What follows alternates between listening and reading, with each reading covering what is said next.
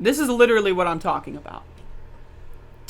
This is what for the last month or so, there have been these very interesting red-brown alliances between people that claim to be left media, like Jimmy Dore and Brianna Joy Gray, and then right-wing fascist sympathizers like Fiorella Isabel and Nico House.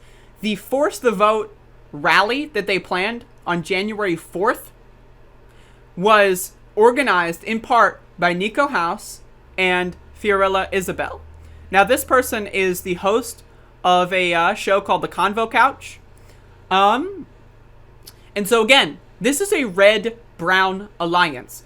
This person is not a leftist. This person is not a communist. They're not a socialist. They're not a progressive. They're not an anti-establishment individual. They're not whatever word you want to use. This person, the most charitable take is they are a fascist sympathizer or useful idiot. That is the most charitable take. If I'm being as gracious as humanly possible, that's what I would say. Now, my opinion, and this is purely my opinion, this is speculation.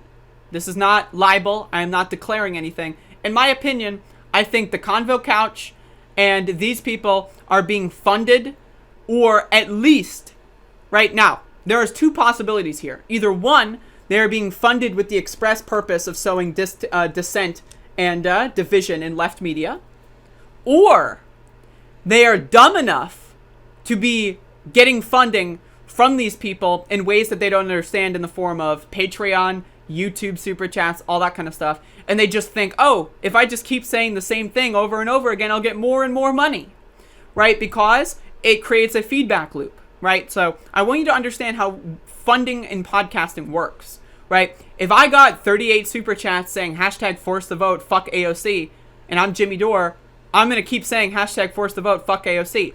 If I work at the Convo Couch, and as soon as I start talking about how, the Capitol terror attack was good, and I start getting, $500 in Patreons, right? If that starts happening, I'm going to continue talking. That's the thing, is people don't understand the feedback loop. So it's totally possible that these people are dumb enough to not be in on it. And if that's the case, I mean, Jesus Christ. But it's also very possible that they aren't dumb enough.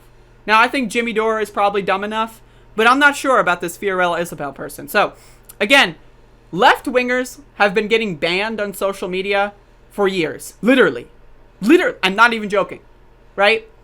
I know over the course of my 10 years on social media, I have met, spoken to, and know of at least 5,000 instances, right, of left-wing people getting accounts banned, right? I get YouTube strikes all the time for criticizing Donald Trump, right? So these people, and Glenn Greenwald hopped on this, and I might do a whole specific segment on him tomorrow or later today. But there's a lot of these people, red, brown, so-called leftists, that are endorsing the Capitol terror attack and then crying about free speech and censorship right now. So I want to read this to you. Thank you to all the shit libs, hashtag fraud squad, progressives, and the boutique left for bringing in the prequel to V for Vendetta. Again, the prequel to V for Vendetta is not transgender activists getting accounts banned because they asked TERFs not to give them death threats, which has happened. I know people that got into flame wars with transphobic TERFs, which stands for trans exclusionary radical feminists, who say that trans people should be banned from bathrooms because they're evil men in dresses. They don't get banned.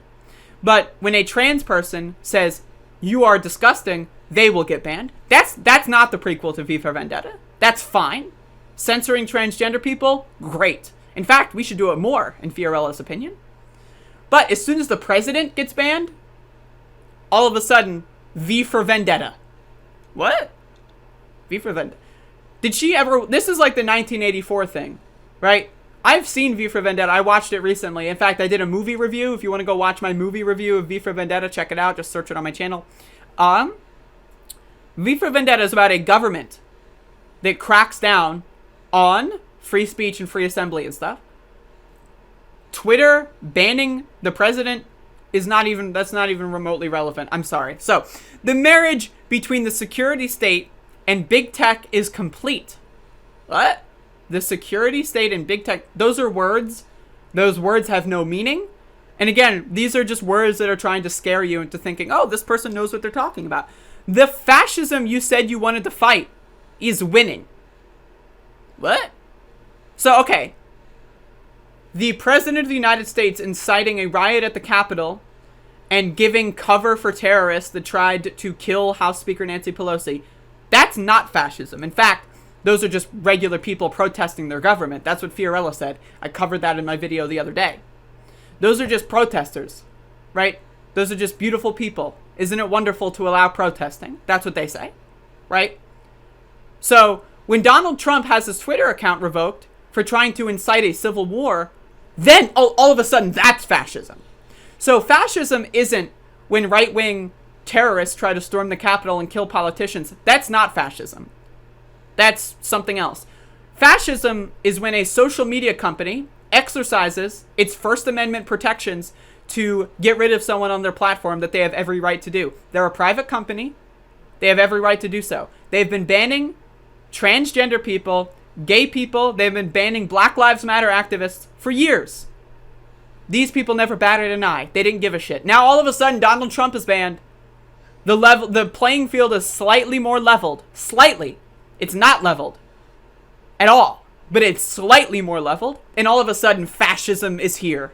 Fascism is winning? What? But again, this person is either, again, they're being funded by right-wingers or they're dumb enough to just buy their bullshit and continue parroting the talking points, right? They occupy left media space, and they want to convince people that are in left media space that, no, fascism isn't Donald Trump. Donald Trump's not a fascist. That's an overreaction. Fascism is when Twitter censors Donald Trump. Twitter is the fascist. What? Doesn't make any sense. But let's let's just look at this person's Twitter feed. Somehow they haven't blocked me yet. A lot of these people have blocked me. Somehow they haven't. But we'll see if I can get that.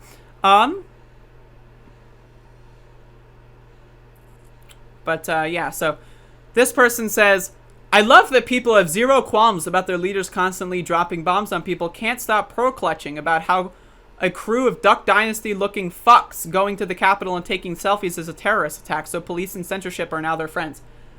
Look at this shit. Like, this is not a leftist. This is a fascist. Plain and simple. Plain and simple. This is fascism.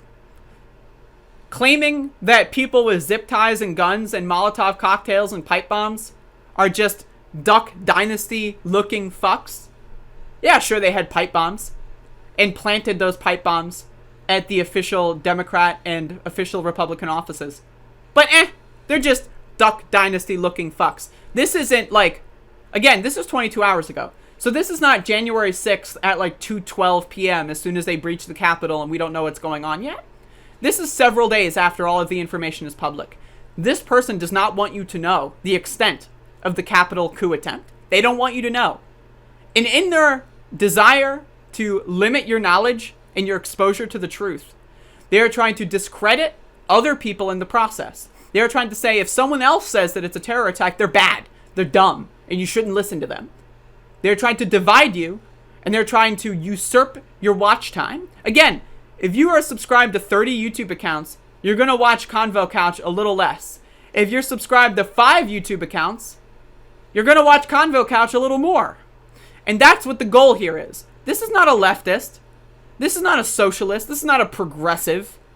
This is a fascist who has infiltrated left media space with the intent to sow discontent, to sow division, to prevent unity, to prevent organizing, and to enable and carry water for the fascists that are trying to destroy the government. That's what this is. Calling pipe bomb and Molotov cocktail wielding, AK-47 wielding terrorists that had zip ties that were at Nancy Pelosi's office just Duck Dynasty looking fucks. Oh, they're not terrorists. They're just Duck Dynasty people. What? What planet are you fucking living on? Seriously? Only the really, I hate to say this, but those with the lowest IQ. Not good. They're not sending their best. So I just like, again, I've been kind of going after this for the last month with the force the vote thing.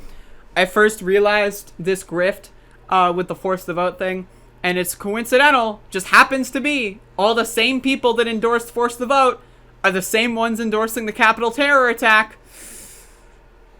Really makes you think, right? Doesn't that just make you think? Like, isn't that just like a weird coincidence? The same ones who told you that you were a corporate sellout if you voted for Joe Biden in the general election are the same ones that told you we have to force the vote. The same ones that said that we can't ever vote for Democrats are the same ones that told you to force the vote for Democrats. The same ones that told you to force the vote are the same ones that are talking about, oh, election integrity. That's what Fiorella says. Election integrity. Oh, election integrity. And the same ones that talk about election integrity are the same ones that, oh, they're just Duck Dynasty. Oh, they were just there. Isn't it wonderful to allow protesting? These people are gross. These people are absolutely and utterly disgusting. And they need to be expelled from left media spaces.